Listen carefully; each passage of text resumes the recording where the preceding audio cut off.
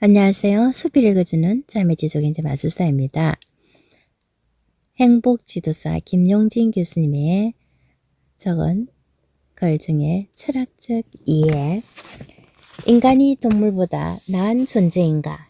잉카 문명의 인가 창조 신화에 의하면 신은 상당히 어리숙하고 미숙한 점이 많다. 신이 인간을 만들 때 두 번의 실패를 겪고 세 번째로 만들어진 존재가 인간이다.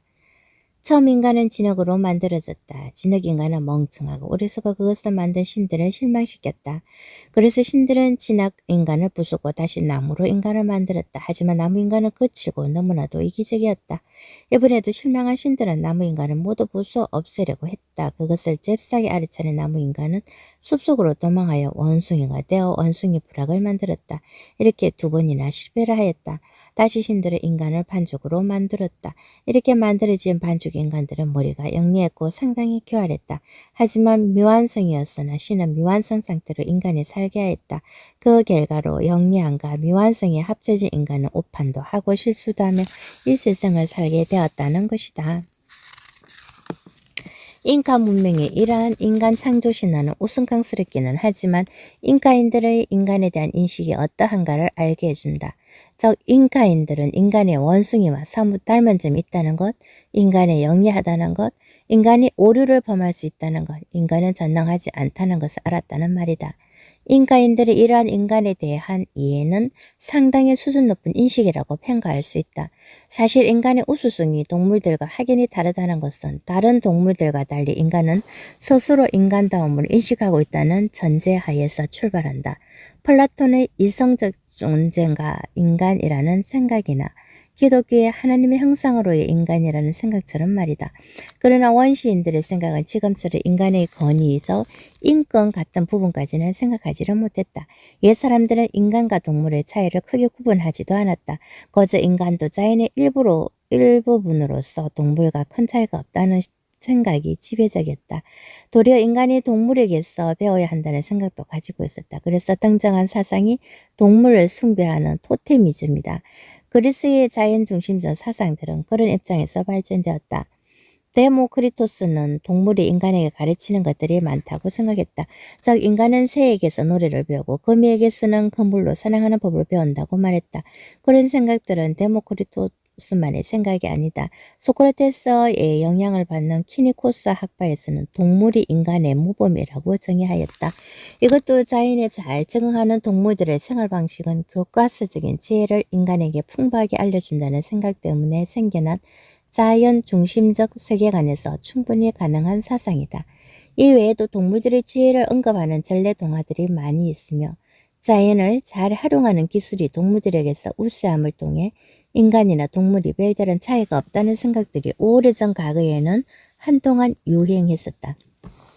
우리 조상들 역시 그러한 입장과 크게 상이하지 않다. 단군 신화의 호랑이와 곰의 이야기에서 인간의 조상이 곰이라는 신화가 우리 조상들의 생각이었으니 말이다.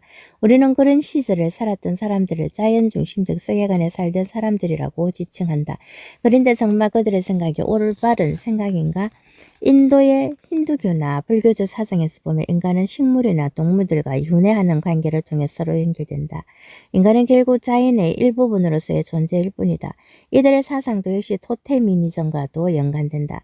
그들은 인간과 동물이 불가분리의 관계라고 본다. 그래서 심지어 특정 동물을 신이나 조상으로 숭배하기도 한다. 현대 과학인들에게 인간 중심적 입장에서 보면 저급한 수준의 이해라고 비판받을 수 있다. 그러나 과학기술 시대를 살아가는 현대에도 그런 인식은 상당히 많은 사람들에게 존재하고 있다. 철학적 인간학이라는 이름. 행복은 인간다운 삶과 직결된다. 인간으로서의 품격을 누리지 못한 상태에서 개나 돼지같이 단지 배부름으로 충족되는 그러한 수동적이고 폐쇄적이며 자율성이 제한된 구속된 삶으로서는 행복을 누릴 수 없다. 그러므로 인간에 대한 바른 이해가 없이는 정작 행복을 구체적으로 이야기하기가 곤란하다. 그래서 인간이란 어떤 존재인가에 대한 의문은 생각이라는 사상적 도구를 활용하기 시작한 고대로부터 우주선을 타고 우주를 여행하고 있는 현재까지도 계속되고 있는 인간에 대한 근원적인 질문이다.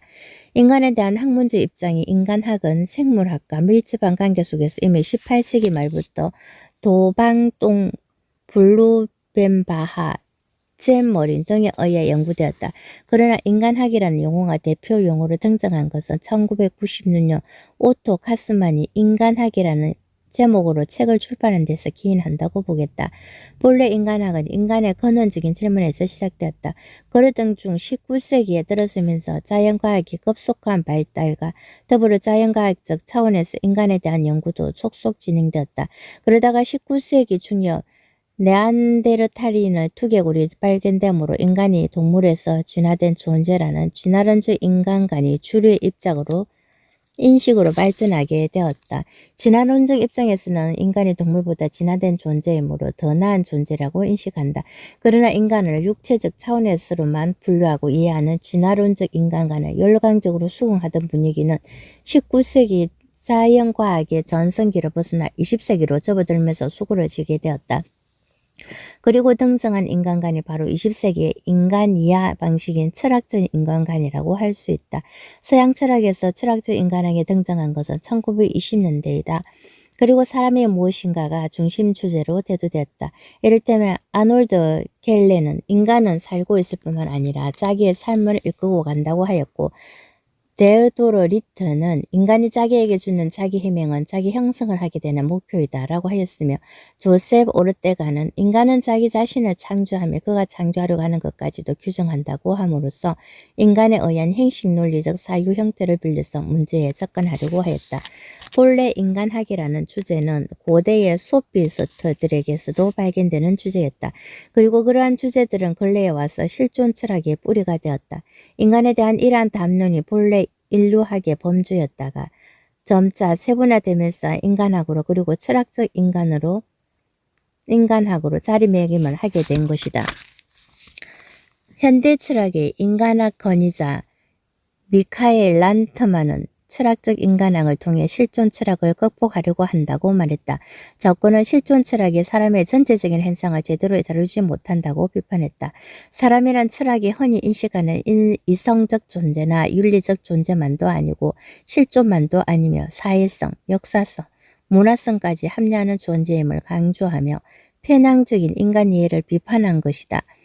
란트만은 고대로부터 근대 철학의 주제들에 이르기까지 인간을 신의 피조물, 이성적 존재, 생문화적 존재로 포상했던 것을 문화적 존재로 봐야 한다고 인식한 점에서 높이 평가된다. 인간에 대한 이해는 다양하다. 예컨대 신체적 인간학은 인간의 신체적인 구조의 특성을 통해 이해하는 방식이고, 문화인류학은 문화적인 관점에서 인간을 이해하는 방식이다. 이러한 방식은 인간 그 자체에 대한 이해라기보다는 인간이 처한 환경이나 문화와 같은 조건들에 대한 이해 방식이기에 철학적인 인간 이해와는 사뭇 거리감이 있다. 그런 까닭에 철학적 인간학은 과학적으로 밝혀진 것들을 전제로 하고, 그렇게 밝혀진 인간 그 자체에 대한 의문을 문제로 삼는다. 즉 인간의 본질은 무엇이고 인간은 어떤 원리를 가지며 인간과 기타 생명체들과의 특별한 차이는 무엇인가 등에 대해 과학적으로 실증주의적 입장에서 고뇌하고 탐구하는 것이 철학적 인간학이다. 인간이란 어떤 존재인가? 인간이란 어떤 존재일까? 신에 의해서 미리 확정된 틀 안에서 그 규범대로만 살아가야 하는 정형화된 존재가 인간일까? 이러한 질문에 대하여 수많은 철학자들이 고뇌하였다. 그 가운데 니체는 인간은 아직도 확정되지 못한 동물이라고 정의하였다. 즉 인간이 학고부동한 그런 것으로 이미 결정된 존재임을 니체는 거부한 것이다. 어쩌면 니체의 이러한 생각은 중세시대 가톨릭 교회의 체제하에서 숨막혀 죽을 것 같이 억압된 체제에 대한 저항감의 표출일지도 모른다. 중세 가톨릭 교회는 운명론과 어비스단 예정론과 더불어 원죄와 자범죄라는 종교적 교리로 단단하게 만든 사슬 아래 모든 인간을 가두어 놓고 인간의 사상적 자유마저도 극히 제한하였다. 그래서 중세를 암흑기라고 부르는 것이다. 그러한 가톨릭 교회의 사상적 압제에 대한 반항은 니체만이 아니라 20세기 초에 아놀드 겔렌에게서도 일어났다. 인간은 자기의 삶을 이끌어가는 존재라는 그의 표현은 인간 스스로 자유로운 존재이며 자신이 인식하는 한계 안에서 자기를 변화시키는 자율적이고 자유적인 존재임을 의미한다. 여기에 가세하여 데오도르 리트는 인간이 자신에게 하는 자기 해명은 자신을 형성시키는 목표가 된다고 함으로써 인간은 어떤 보편자 즉 신에 의해 미리 입력된 운명에 갇혀 그 프로그램에 따라 살아가야만 하는 수동적 존재가 아니라 자신의 꿈과 의지에 따라 행동할 수 있는 자유로운 존재임을 선언하였다고 할 수 있다. 그리고 조셉 오르테가는 인간은 자기 자신을 창조하며 자신의 창조하려는 것까지도 규정한다고 했다. 오르테가의 이러한 주장은 이전에 있었던 니체, 겔렌, 리터의 선언에 대한 공개적 찬성이며 인간에 대한 인본주의적 이해의 극치라고 할 수 있겠다. 실로 20세기는 그동안 억압된 삶을 강조하여 왔던 인간에 대한 자유를 선포하는 시기임에 틀림없다. 인간을 자유로운 존재로서 인식하는 것은 인간적인 해답이고 멋스름입니다. 그러나 이러한 자유로운 이해가 용납되기까지 너무나 오랜 시간이 걸렸고 많은 정제를 비롯한 무수히 많은 피까지 흘려야만 했던 것이다. 고대 그리스도인들 가운데 플라톤은 인간을 이성적 존재로 이해하였다. 동물과 다름이 감성의 지배를 받는 정욕과 구별되는 이성이라고 생각했던 것이다. 그는 합리성이나 형식, 법칙이나 정확성 등을 인간과 결부시켜 인간을 이해하려고 노력하였다. 플라톤은 육체는 영혼의 감옥이라고 생각했던 오르페우스교의 입장을 그대로 수용하였다. 그래서 플라톤은 인간의 육체가 정욕에 붙들려 있기 때문에 정의를 벗어나 반칙하고 마침내 사악함의 노예로 전락한다고 생각했다. 그래서 오로지 인간다움을 회복하기 위해서는 철학적 사유를 통해 영혼이 순수하게 회복되는 과정이 필요하다고 생각하였다. 인간의 육체는 영원하지 못하므로 사면 내지 소멸하는 불완전한 것이며 오로지 신적인 영원성과 결부된 영혼이 순수함을 회복하게 될 때 그것이 곧 자유임의 인간 해방이고 참 행복이라고 생각하였다. 이러한 갖는 움직임 플라톤의 사상은 이승만이 최고선이라고 생각하는 소토 학파에게 큰 영향을 끼쳤다. 소토 학파에서는 인간의 욕망이 발현되는 곳에는 최고선이 영향력을 행사하지 못한다고 생각하게 되었다. 결국 인간의 욕망적인 부분은 죽여버려야 할 사악한 덩어리로만 생각되었다. 그리고 이러한 것이 웅장한 건축물과 높은 지붕의 뾰족탑으로 유명한 중세교회를 형성하는 교리제때가 되어버렸다. 중세교회에서는 인간의 존재 가치를 그에 부정해버렸다. 인간이란 제약 덩어리이며 죄를 범하고 살아가는 죄인일 뿐이었다. 그래서 인간은 구세주의 도움이 없이는 한 치 앞도 전진할 수 없는 불행의 늪에 빠진 타락의 존재로만 간주되었다. 우리가 중세시대를 암흑이라고 부르는 까닭도 바로 이것 때문이다. 전적으로 타락하여 인간 그 자체의 진선미의 가능성은 조금도 없이 모조리 사악함, 투성이 인간, 그러한 인간에게 무슨 희망이 있고 어떤 행복이 선물로 주어졌겠는가. 당연히 플라톤이 우둔한 인간의 실존을 동굴의 제수로 비유하였듯이 암울하고 어둡고 답답한 동굴 속에 갇혀 살아가는 인간이라고 인간 존재를 죄와 결부시켜 암울하게만 생각했던 시절이 중세였다. 그래서 중세시대에는 인간의 문화적 욕구 충족에 대해 사악시했다. 인간의 자율성도 무시했다. 오직 신과 접촉점을 가지고 있는 교회와 사제만이 의미 있는 공간이었고 의미 있는 삶을 살아갈 뿐이었다. 세속의 분리가 당연시했고 세상적인 것은 모두가 마귀적인 것이고 정욕적인 것이라는 오해를 정당시했고 오직 교회 안에만 구원이 있다고 생각했고 그것을 백성들에게 강요했던 것이다. 이처럼 중세 기독교 세계관에서는 성당과 무관한 사람은 마귀의 자식들로 인식하였고 가톨릭 교리를 거부하는 사람은 화형으로 없애버려야 할 악의 축으로 간주하였던 것이다. 그것은 너무나 황당하고도 비참한 인간 이해였다. 그런 오해 때문에 수많은 사람들이 종교의 잘못된 권위로 처참히 공개 살해되었던 것이다. 그러나 자연과학이 발달하게 되면서 그동안 종교의 힘으로 억압되었던 인간의 이성적 부분도 활기를 찾게 되었다. 이른바 이 시기를 르네상스 시기라고 부른다. 르네상스 시기가 되면서 인간이 세계의 보충제가 아닌 세계 개척의 장본인이면서 동시에 세계 발전의 주인공임을 자각하기 시작하였다. 르네상스 이전까지는 성경과 가톨릭 교회의 교리가 잣대였다면 이제는 인간의 이성적 발현이고 새로운 현실을 가능케 하는 잣대가 되기 시작했기 때문이다. 이러한 반전이 있은 후에 정치적 인간학이라는 말도 등장하였다. 막스 셸리의 인간관의 5대 유형. 위에서 살펴보았듯이 인간에 대한 논의는 다양하다. 어떤 사람은 이성을 인간의 특징으로 보았는가 하면 어떤 사람은 사회성이나 정치성을 특징으로 보았고 또 행동이나 문화성을 특징으로 보기도 하였다. 그런데 이러한 것들을 종합적이고 전체적 관점에서 분류한 사람이 있는 건데 그가 막스 셸리이다. 막스 셸리가 정리한 인간관의 5대 유형에는 다음과 같은 것들이 있다. 첫째, 종교성을 갖는 인간이다. 이것은 신과의 관계성에서 인간을 논의하고 이해하는 관점이다. 신이 없이는 인간의 가치나 존재도 있을 수 없는 상황이다. 둘째, 사유성을 갖는 인간이다. 인간이 동물과 다른 점은 바로 이성적 활동 때문이라는 관점이다. 이성을 매개로 사유하고 사유하면서 인간다움을 발견하고 나타낸다는 것이 인간의 특징이라는 것이다. 셋째, 실전 과학을 토대로 발전시키는 공작인이다. 동물은 유구한 역사 동안의 과학을 활용하지는 못했다. 그러나 인간만이 과학을 발전시키고 수많은 발명품을 만들어 활용하고 있고 그 중에는 우주 공간까지 날아다니는 인간의 손으로 만들어진 공작물들도 있다. 넷째, 디오니소스직 인간이다. 이것은 인간의 이성을 부정한다. 오직 인간에게서 강력한 의지나 열정만이 인간을 대표하는 전부일 뿐이다. 그리고 세계 역사와 문명은 인간의 그 의지와 열정으로 바꾸어졌다는 인식이다. 다섯째, 초인적 인간이다. 이것은 인간의 현 존재를 부정한다. 단지 인간의 초월적 특성을 강조하여 초인으로서 인간임을 강조한다. 다소 신비주의적인 관점에서 이해되는 입장이다. 셀러가 서구인들의 인간 이해 방식을 5가지로 정리한 것은 도움이 된다. 셀러는 식물의 본질을 이루는 것이 무의식적, 무감각적, 무관념적 감정 충돌이며 하등 동물의 본질은 감각적, 무감각념적 감정 충돌에 뒤따르는 본능인데 반하여 인간의 본질은 이들과 달리 미지수가 존재하는데 이것이 정신 혹은 인격이라고 하였다.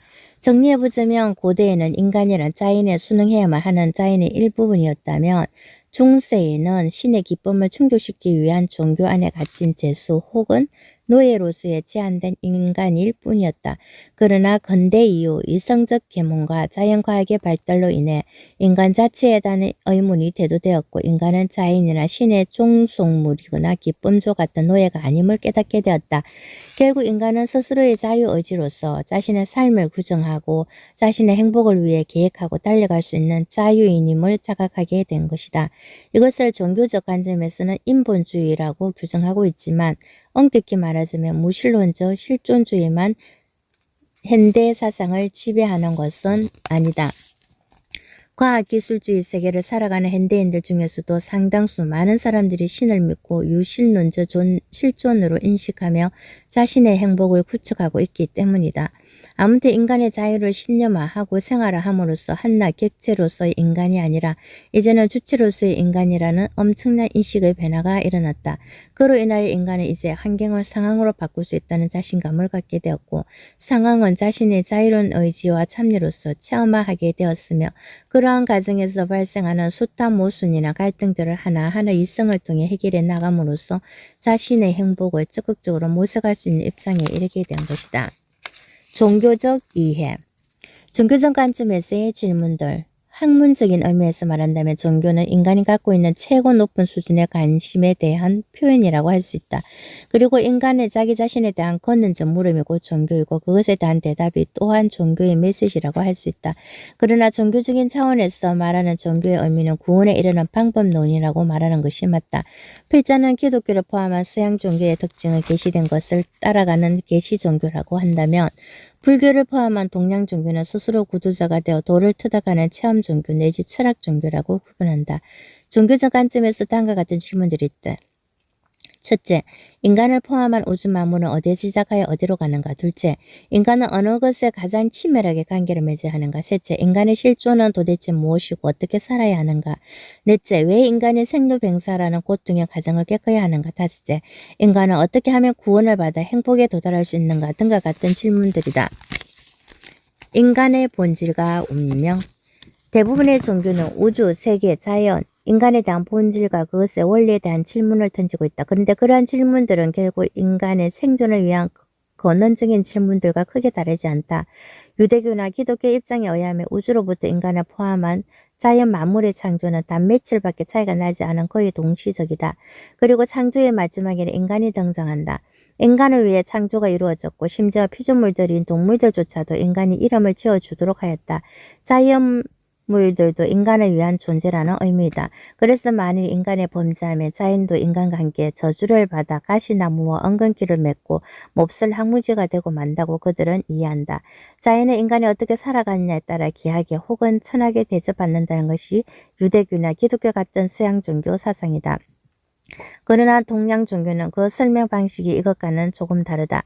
인도의 정통 베단타 견전에 기초한 한 종파에서는 우주의 중심에 인간 세상이 있다고 인식한다. 그리고 인생을 마야의 일부로 보면서 우주를 지배하는 힘을 인간과 관련시켜 말하고 있다. 불교 역시 인간은 우주의 중심이다. 불교에서 도를 깨친다는 것은 결국 내가 그동안 잘 몰랐던 참된 자아를 찾았다는 것과 일맥상통한다. 이러한 관점은 도교에서도 별 다를 바가 없다. 도교의 무위자연론의 핵심은 인간 중심이 아니라 자연 중심적 세계관이다. 인간은 자연 그 이상이 아니다. 인간은 자연의 일부분이고 인간이 곧 자연이다. 그리고 자연이 곧 도가 되면 신이다. 도교의 수장격인 노자는 도덕경에서 말하기를 하나에서 시작하여 우주 만물이 형성된다고 하였다.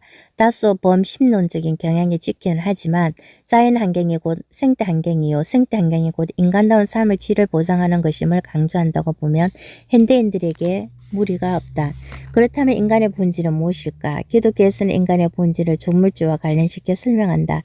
하나님의 형상과 하나님의 모습이 인간의 본질이다. 그리고 인간의 코로 들여보내어진 하나님의 숨은 인간만이 갖는 성스러운 가치이다. 이렇게 인간이 하늘이나 우주 같은 외부 세계와의 관련성에서 언급되는 까닭은 생리학, 물리학, 심리학적 가치를 언급하고자 함이 아니라 초월적 대상이 신을 언급하고 절대자신과 인간을 관련 맺음으로써 인간의 가치를 다른 동물들과 달리 차별화하고 높이고자 함에 있다고 하겠다. 결국 종교에서 인간을 논의할 때는 생리학이나 심리학적 차원에서의 인간 이해 방식을 따르지 않는다. 종교에서는 인간을 초월적 존재자와 관련하여 설명하기 때문이다. 그래서 우주적 차원에서 인간은 어떤 위치인가라거나 인간의 궁극적인 가치는 무엇인가 등에 대한 질문을 종교는 던지고 있는 것이다. 인간은 무엇인가? 인간이 무엇이냐의 질문에 인간이 어떤 위치이며 인간의 목적과 가치가 어떠하고 인간의 운명은 어떤 것이냐의 질문을 함축하는 것이다. 종교에서 인간의 위치는 사회학적인 차원에서의 인간이라는 위치 개념과 확연히 다르다. 사회학적인 차원에서의 인간은 사회 공동체의 개인 혹은 구성원으로서의 단편적인 지체 혹은 존재일 뿐이다.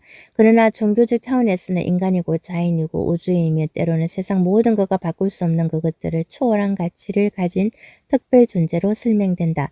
가령 기독교에서 하나님이 세상을 이처럼 사랑하사 독생자를 주셨으니라는 선언에서 인간은 하나님의 아들 혹은 그 이상의 가치를 갖는다는 선포가 담겨져 있다. 하나님의 유일한 아들을 십자가에서 죽이기까지 하면서도 인간을 구원하려 한다는 메시지가 담고 있는 내용이 그것이다. 불교에서는 살아가는 존재, 즉 중생의 윤회 범위를 생존 영역이라고 부르고 그것을 다음과 같이 분류한다. 즉 인간을 중심으로 해서 인간보다 뛰어난 존재로 신들이 있고 인간보다 열등한 존재가 있는데 그것은 축생, 악이, 지옥 또는 축생, 아수라, 지옥으로서 설명한다. 불교에서 부처가 될 수 있는 존재는 유독 인간뿐이다. 독사나 개나 짐승들이 성불할 가능성은 거의 없다는 이유 때문이다.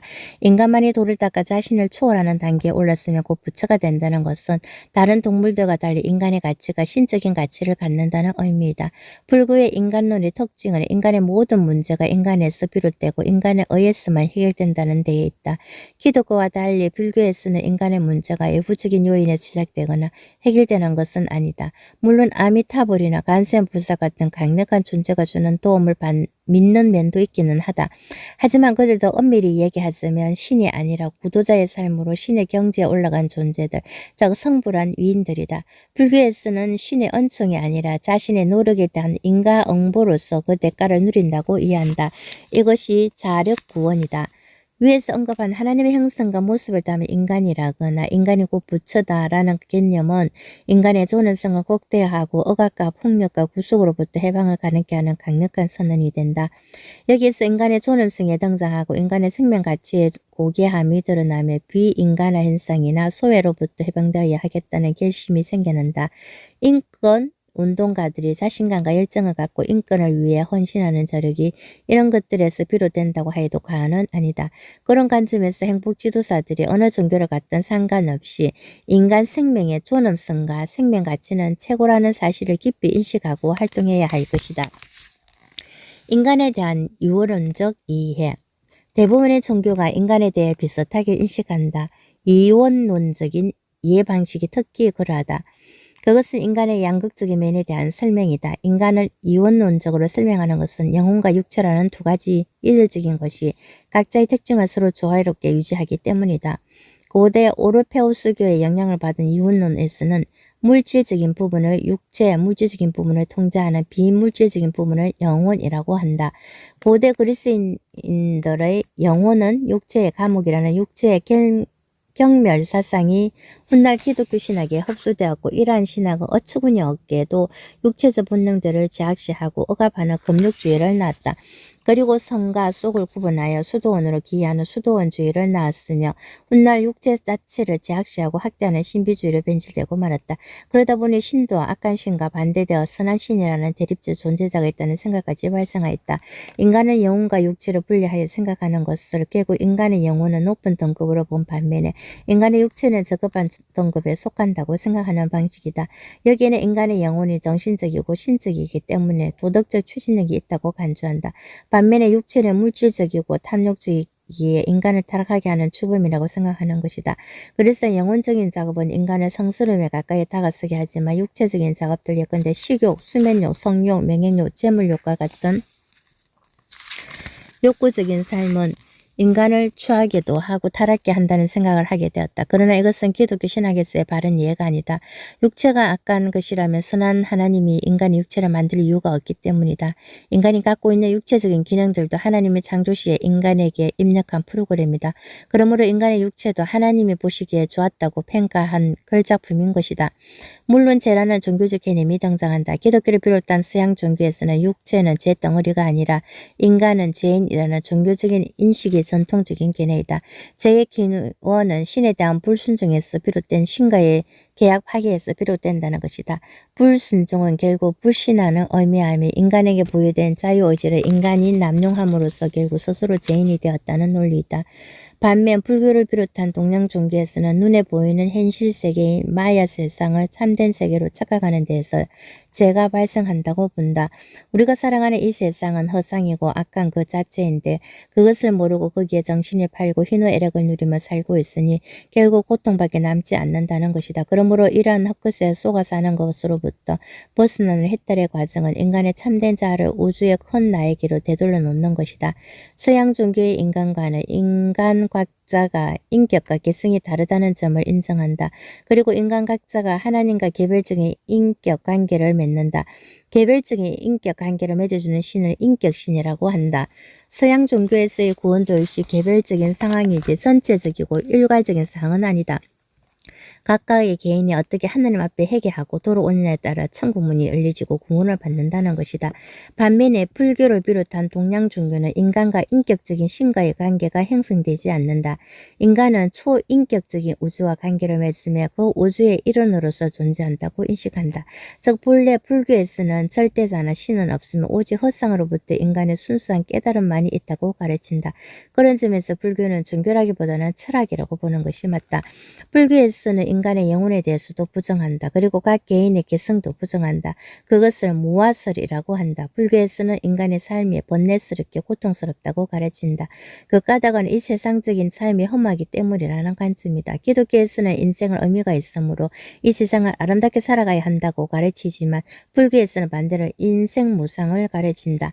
결국 불교에서 행복을 찾는 방법은 내 안에서 찾아야 한다는 점이다. 재산, 명예, 지위, 행운 등과 같은 것들은 모두 무상한 것들이다. 그리고 이런 것들로 인해 오히려 번뇌만 생각난다. 이런 것들에게서 벗어나 내 자신을 우주의 큰 나에게 맡기고 기회할 때 비로소 평화와 영원한 안식 그리고 참된 행복이 도래한다고 불교에서는 인식한다. 구원론. 종교의 입장에서 구원은 어떻게 설명되는가? 이것은 인간의 약점 내지는 문제점을 극복하는 것과도 깊이 관련된 질문이다. 대부분의 종교는 인간의 구원을 확신하고 가르친다. 인간 스스로 구두자가 되어 금욕을 하고 심신을 수양하고 덕을 쌓아 높은 차원으로 올라가거나 아니면 무엇보다도 하나님의 은총을 입음으로써 구원이 가능하다고 믿는다. 전자의 경우는 동양 종교의 자력 구원적인 의미이고 후자의 경우는 서양 종교의 타력 구원적인 의미이다. 전자에서는 부단한 자기 수양을 통해 금욕과 수행을 통해 해탈의 과정이 필요하다. 이들에게서 구원이라는 것은 자신의 열정과 노력의 결실이요 대가이다. 그러나 후자에게서는 하나님의 대리자 혹은 하나님의 의한 계획과 구원 과정이 필요하다.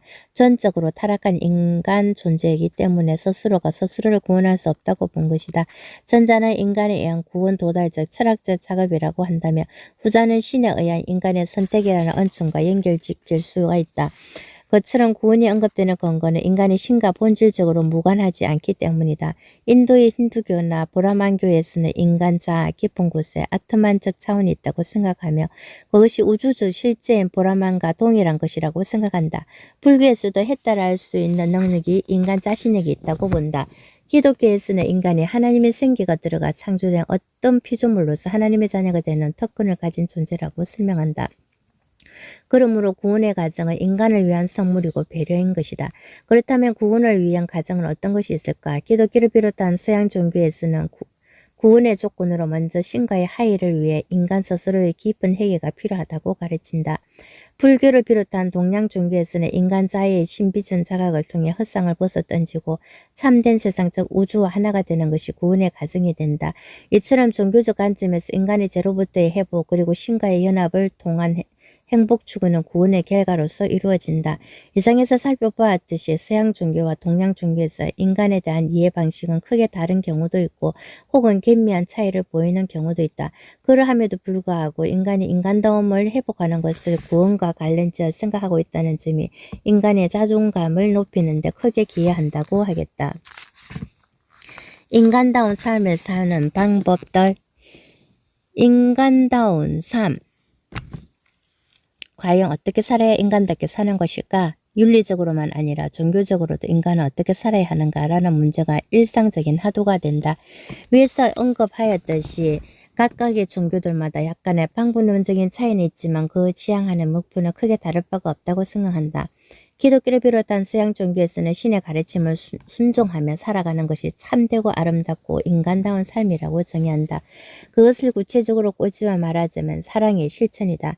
예수는 유대인들이 잘 이해하지 못했던 구약 성경의 핵심 메시지를 두 글자로 정리하여 선포했다. 그것이 바로 사랑이다. 사랑은 율법의 완성이라는 예수의 선포는 그 당시 종교의 본질을 잃어버리고 제사의식과 외식과 행식에 치우쳐 버렸던 유대교에 대한 강력한 질책이었다. 그 당시 유대교는 한마디로 해칠한 무덤이었다. 겉으로는 생명력이 있는 듯 화려한 체제를 유지하였지만 실상은 아무 생명력이 없고 썩는 냄새만 진동하는 무덤이었다. 기독교에서는 사랑을 실천하며 사는 것이 참된 삶이라고 가르친다. 기독교에서 말하는 사랑은 우정을 의미하는 필리아나 좋아하는 감정을 의미하는 에로스나 로맨스와는 차원이 다른 무조건적이고 전폭적인 사랑인 아가페인 것이다. 예수가 왜 위대한 구세주로서의 권위를 갖고 있으며 수많은 그리스도인들에게 존경을 받고 있는가? 그것은 자신이 선포한 사랑의 실천을 몸소 십자가 위에서 보여주었다는 것 때문이다. 그러한 예수의 가르침을 잘 이해한 제자가 사도 요한이다. 그런 요한복음에서 예수의 일대기를 기록하였으며 세 편의 편지를 초대교회 교인들에게 보냈으며 장차 다가올 미래적 사건을 예언한 요한계시록의 저자이기도 하다. 요한은 사랑하지 않는 자는 하나님을 모르느니 하나님은 사랑이심이라는 기독교에서의 최고되는 명제를 남겼다. 즉 사랑을 실천하지 못하는 사람의 신앙생활은 가짜라는 것임을 지적한 것이다. 요한의 메시지는 예수의 메시지와 같은 내용이다. 이렇게 사랑에 대해 깨달음이 있게 되자 초대교회는 사랑의 실천을 구체화시켰다. 땅을 가진 부자들은 자신의 재산을 팔아서 가난한 사람들에게 나누어 주기 위해 교회에 바쳤고 교회는 날마다 그것으로 가난한 자들을 구제하는 일로 매우 바빴다. 그러다 보니 사랑이 도대체 무엇인가에 대한 정의가 필요했고 그러한 정의를 사도 바울이 선언하게 되었다. 사랑은 언제나 오래 참고 사랑은 언제나 온유함이 등과 같은 메시지로 말이다.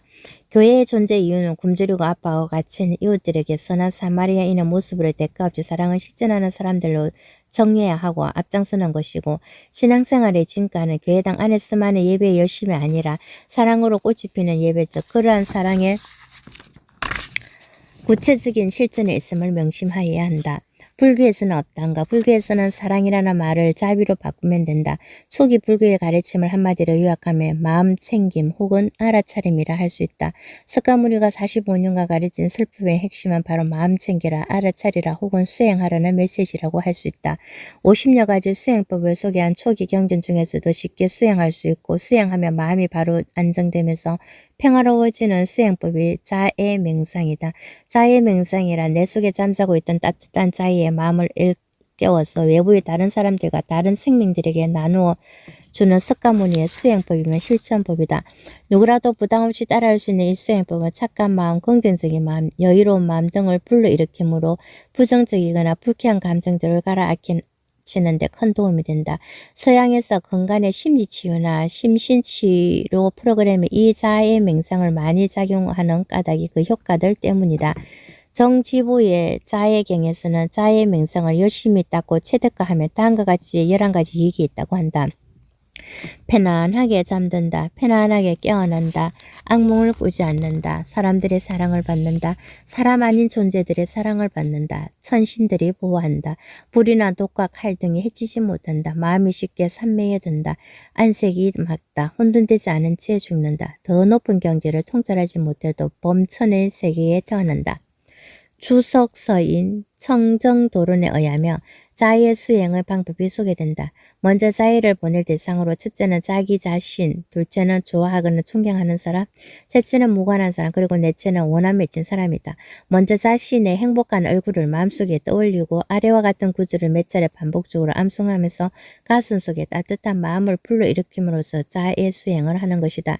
부디 내가 행복하고 고통이 없기를, 부디 내가 원한이 없기를, 부디 내가 악의가 없기를, 부디 내가 근심이 없기를, 부디 내가 행복하게 살기를, 부디 내가 정신적인 고통과 육체적인 고통에서 벗어나기를, 부디 내가 늘 안전하게 보호받기를, 부디 내가 어려움에 처했을지라도 결코 좌절하거나 절망하지 않고 용기 있게 극복해내기를, 부디 내가 하고자 하는 모든 소망과 발언이 다 이루어지기를.